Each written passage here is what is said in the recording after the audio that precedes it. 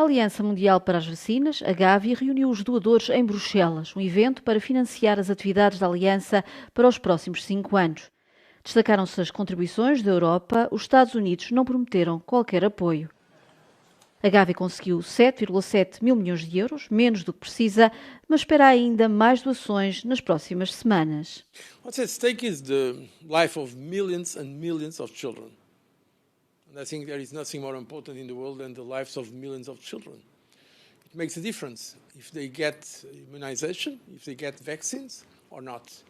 Because if they don't get, they will die from perfectly preventable diseases through immunization. And so what we are asking the donors is to contribute to the next 5 years of Gavi. A Gavi é uma parceria global de saúde. Foi lançada em 2000 para melhorar o acesso das crianças às vacinas nos países mais pobres. Desde então já ajudou a vacinar mais de 1.000 milhões de crianças e salvou cerca de 19 milhões de vidas. Agora o objetivo é chegar a 500 milhões de crianças até 2030. Para chegar lá, vários países da União Europeia, como Espanha, Irlanda, Grécia ou Croácia, prometeram dar mais apoio. A Comissão Europeia também se comprometeu. Today is the moment to reaffirm our engagement. And I am proud to say that Europe will continue to contribute. Team Europe is Gavi's largest donor. And today I am pleased to pledge 360 million euros to Gavi at this summit. Entre os principais doadores estão também o Reino Unido e a Fundação Bill e Melinda Gates. De fora ficaram os Estados Unidos. Washington já foi um dos principais doadores da Aliança, mas agora tudo mudou. Os Estados Unidos anunciaram que não vão dar mais financiamento dentro da política de cortes à ajuda internacional. Chuvas torrenciais, muito vento e inundações. Foi assim em França na quarta-feira. O mau tempo fez 2 mortos, um rapaz de 12 anos e um homem de 59, os 2 vítimas da queda de árvores. Outras 17 pessoas ficaram feridas, uma delas está em estado grave. Há também muitos danos materiais, como mostram as imagens de árvores caídas e de esplanadas destruídas. Cerca de 110 mil casas ficaram sem eletricidade. E até a Assembleia Nacional meteu água. O primeiro-ministro François Bayrou estava a discursar quando se deparou com uma fuga no teto. A sessão esteve suspensa durante 15 minutos. Portugal terá desempenhado um papel fundamental a desbloquear a declaração final da Cimeira da NATO. De acordo com uma fonte oficial portuguesa, em declarações à CNN Portugal, o país protagonizou de forma muito informal a solução que veio a ser encontrada em articulação com o secretário-geral da Aliança, Mark Rutte, e com vários aliados. A mesma fonte indicou que foi pedido a Portugal que fizesse algum tipo de facilitação informal junto de um conjunto de países mais renitentes em relação às novas metas de investimento de defesa. Uma informação que foi depois confirmada pelo primeiro-ministro. O maior obstáculo terá sido Espanha, que se recusou a chegar à meta dos 5% do PIB em defesa.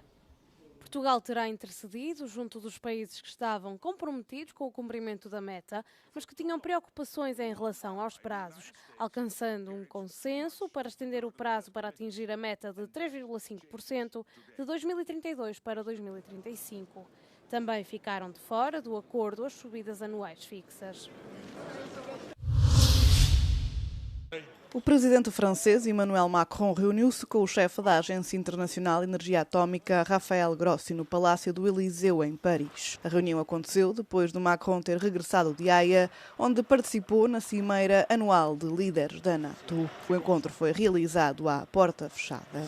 Antes da sua partida dos Países Baixos, Macron disse aos jornalistas que iria discutir com Grossi a sua avaliação dos danos causados às instalações nucleares iranianas. Após o encontro, o líder francês reafirmou numa publicação na rede social X o compromisso de Paris com a agência, que, segundo ele, desempenha um papel vital na segurança nuclear mundial. Macron também instou Teherão a permitir que a organização retome a sua missão depois de o Parlamento iraniano ter aprovado um projeto de lei que suspende a cooperação do país com a agência. O Irão afirma que a Agência de Vigilância Nuclear da ONU não cumpriu os seus deveres e tornou-se um instrumento político, descrevendo o relatório que alega a falta de cooperação de Teherão como um pretexto para o ataque dos Estados Unidos no sábado.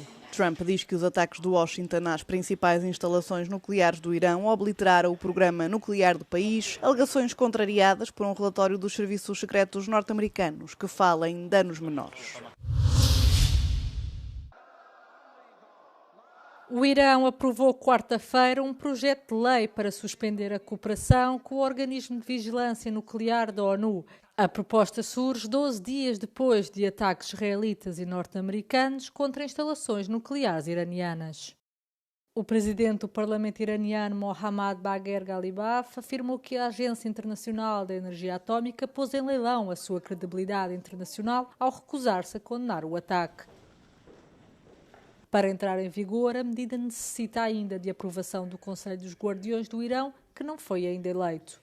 Se for bem sucedida, a legislação tornará muito mais difícil qualquer controle externo do programa nuclear do país. Entretanto, o chefe da Agência Internacional de Energia Atómica, Rafael Grossi, afirmou que já tinha escrito ao Irão para discutir o reinício das inspeções às instalações nucleares. O Irão tem insistido que vai continuar o seu programa nuclear, que diz ser pacífico. Volodymyr Zelensky assinou um acordo com o Conselho da Europa para a criação de um tribunal especial para a guerra na Ucrânia. O tribunal procura julgar altos funcionários russos por crimes de agressão contra a Ucrânia, uma vez que os tribunais internacionais existentes, incluindo o Tribunal Penal Internacional de Haia, não têm jurisdição para julgar cidadãos russos por este crime específico. O secretário-geral do Conselho da Europa, Alain Berset, afirmou que este é o primeiro tribunal criado para julgar o crime de agressão. Quando se dirigiu ao principal organismo de defesa dos direitos humanos do continente europeu, Zelensky lembrou outros tribunais, incluindo o que julgou os nazis e o Tribunal de Haia, que julgou os crimes de guerra na Jugoslávia. O líder ucraniano acrescentou que o mundo precisa de um veredito honesto e histórico para levantar o véu sobre os crimes cometidos pela Rússia.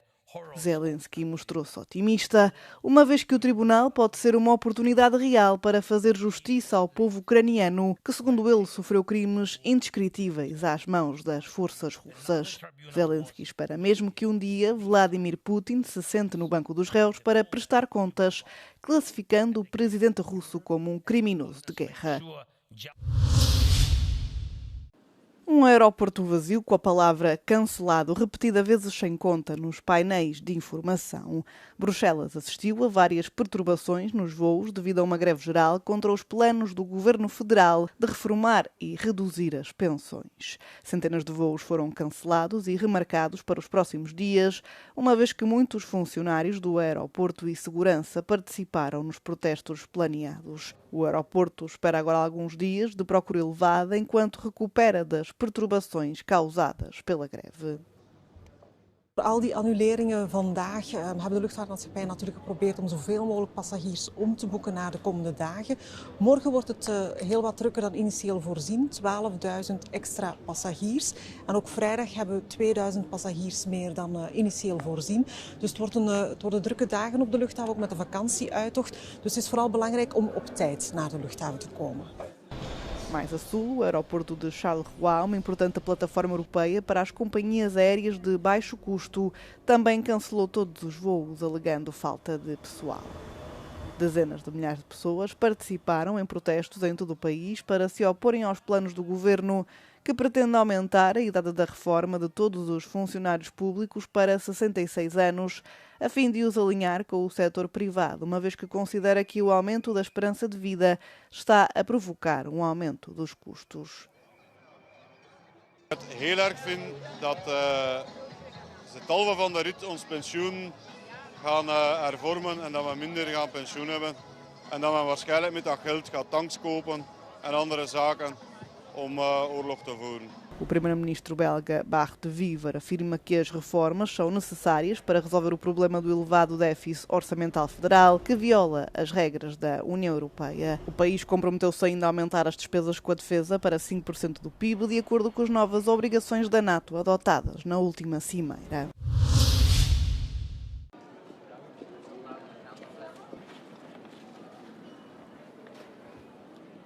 A controvérsia europeia sobre o uso de bagagem de mão nos aviões continua. Para os eurodeputados, os passageiros aéreos devem ter o direito de levar consigo 2 objetos pessoais sem qualquer custo adicional. A Comissão dos Transportes do Parlamento Europeu adotou uma posição oficial na terça-feira com um novo acordo sobre o tamanho da bagagem.